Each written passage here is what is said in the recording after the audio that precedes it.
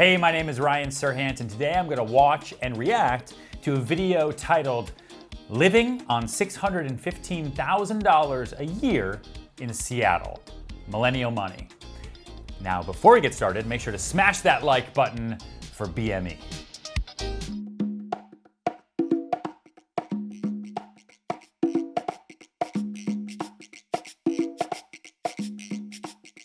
My name is Todd Baldwin. I'm 27 years old. I have no idea what I'm about to watch, but this is my personality montage with the suede boots and the glasses and like the fur jacket. So far, so good. I like this guy's style.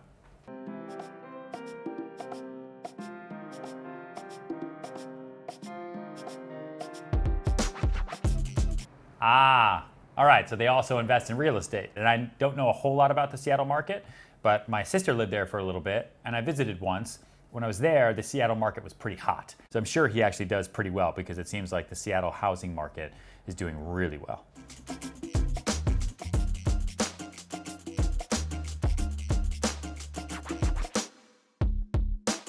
See, this is what I love about real estate investing. You can be somebody who has a relatively good job, nothing too crazy, a 9-to-5 where you're making six figures, and then you can take disposable income as long as your expenses are nice and low, and you can put that money to work, and you can put it to work in real estate. The real estate investments that he is making right now is going to be his pension plan for himself and his kids and his wife. Out of the $615,000 we bring in, we invest almost all of that just back into the business, back into more real estate, or into different brokerage accounts. So we don't actually see a lot of that because it's all invested out. But yes, it's a very comfortable lifestyle, and it helps that we're incredibly frugal. So he makes all this money every month, and his typical monthly personal expenses are under $1,200 a month. That is somebody who lives very, very cheaply. Now, I could live cheap too, but I don't. Because you got to spend money to make money. He seems like that's not part of his business, so he's saving as much as he possibly can, which is good because then he can invest it. I earn the bulk of my money through real estate investing. We bring in about $460,000 per year doing that, and about $150,000 as profit, and that is after living completely for free and all expenses are paid. Now, when people say they live for free, sometimes there's a big misunderstanding where it means, oh, people just give you free things. No, it means that everything is already paid for by another profit line, another business item. And the profit that he takes from his real estate investments pays for everything that he does and then some. We are now 27 and we have $4.4 million worth of real estate. So some people think that the hardest thing about real estate will be either insurance or taxes. Luckily, I work in insurance and my wife is a CPA working in tax. I love it. Like, his marriage is set up for his business. He works in insurance. He found himself a good tax accountant and said, boom, this is gonna work for us. Now we can go buy and invest in real estate, and we're gonna save on insurance and tax expenses. It's like a royal marriage here in Seattle in the real estate business. So we live in a brand new duplex, and we have the other half of that duplex on Airbnb, and we live in the main half. But then what happens when you have a coronavirus situation and people aren't gonna come and rent out that second half of your duplex? So you always need to make sure you also have cash reserves. And it seems like he does have good cash on hand in the off chance that there's a pandemic or another one. Because you can never, ever be too careful. I was raised by a single mom, and I watched her struggle working 4 jobs to try to feed 3 kids. And she was worried all the time about money, and I saw it and I could feel it. If you look at the bell curve, kind of parents and kids and their kids and their kids and their kids, you always see kind of how it works, right? You have the parents who are struggling and the kids who watch them, and the kids burned it into their skull that they never, ever want to go through the same struggles that their parents did. And so they're smart and they figure out how to make enough money so that they don't have the same struggles. And then they set up life for their kids so their kids have an even better life and better life. I got my first job literally shoveling manure for $3 an hour. And I came home one day and I think I counted up $6 worth of quarters. And at the time, it was more money than I personally had ever seen. I connect to Todd so much, like to the core. I remember my first job ever was picking up sticks and being paid per stick off the lawn. You know, I had my jobs where I was going around the neighborhood getting people to pay me 20 bucks a driveway to shovel their driveways. My parents made it very, very clear to me to understand the value of the dollar, and his mom did the same thing for him. When I first got into the commercial insurance business, I had a salary of $50,000 and I was making 9% commission on sales. 9%? Dude, I'm lucky if I make 2 to 3% when I sell a home, and people still give us crap all the time. Everybody else who gets paid commission, they take 9, 10, 20%. It's unfair. It's unfair. Realtors, unite. I actually broke a record for the most amount of appointments set via cold call. After about 9 months with that firm and doing really well there, my base salary went up by about $4,100 per month, and my commissions went from 9% to 40%. Oh. When I was 12 years old... Wait, 40%?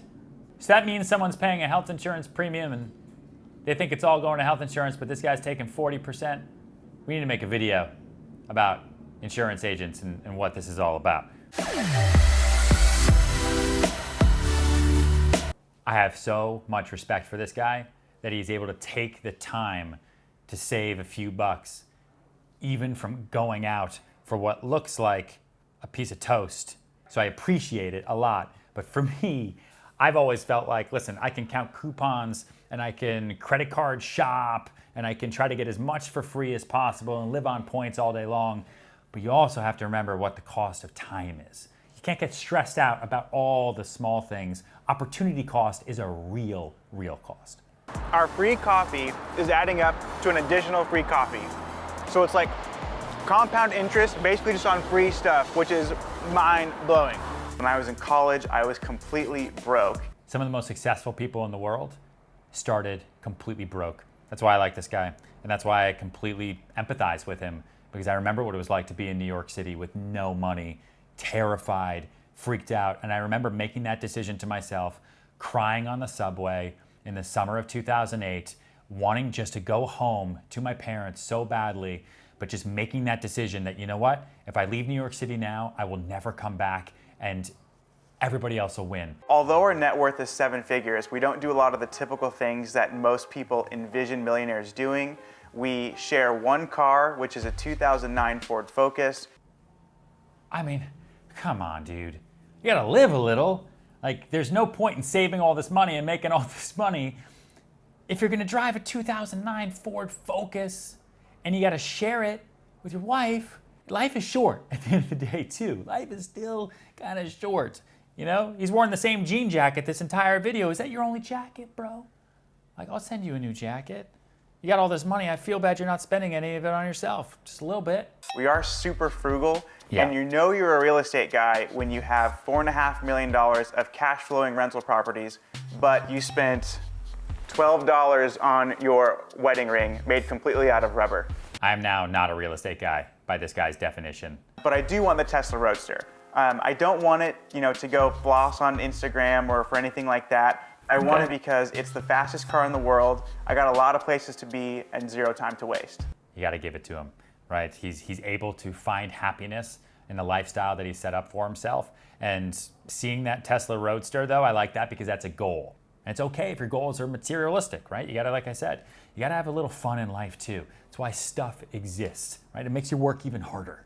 If anything, I want to spend a little bit more money on my wife to surprise her or do something special for her. But she is so frugal that it usually doesn't go over well. So I ended up taking it back or ended up doing something else entirely. That happens to me too. Every time I've gotten Amelia nice gifts, she cries when she gets them. And she's so sad that I spent the money to get her a gift because she didn't need it. And it's just always a little bit awkward.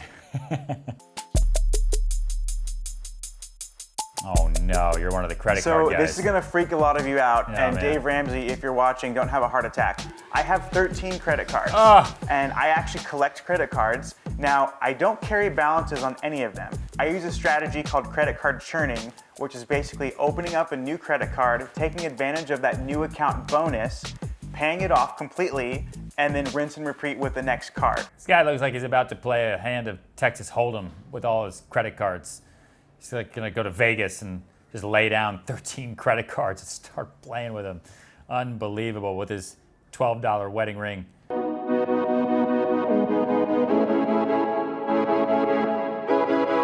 If you had asked me at the beginning of this video, what did I think Todd would be good at?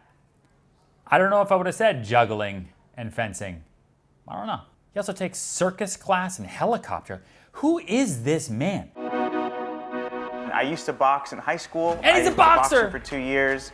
Now my wife won't allow me to compete, but I still do training when I can. Purple tank. My MMA gym is $100 per month, and although that's a little bit more, it's still well worth it for the training that I'm getting. He goes to an MMA gym so that anything ever goes down on any of these properties, real estate's tough, he can just kick your ass. That's why. It's a huge blessing that we've been able to accomplish everything that we have so far. All right. Todd is my role model. I'll never be able to save in the same way that Todd is able to save, but man, oh man, has he gotten it broken down to a science, and he is a great example of somebody who's really smart with their money. I mean, honestly, I have never met anyone quite like Todd. Now, the way to really save money is never leave home. He can still be there with his mom, you know, with the wife, and have no expenses whatsoever. So I don't like giving people like 10 out of 10 scores. I'll give him like a 9 out of 10. You know, he seems like somebody who needs like those goals. So Todd, if you're watching, you got 1 point you gotta try to find there before you get to the 10 out of 10 of the most amazing money savers in the history of the known universe. All right, thanks for watching. Don't forget to subscribe to CNBC's Make It. And if you're in sales, make sure you go to ryanserhant.com/course and check out our sales course, the #1 selling sales course. I think, you know, in ever, maybe, yeah? And also watch our vlog every Wednesday nights, 8 p.m. on YouTube. I'm Ryan Serhant.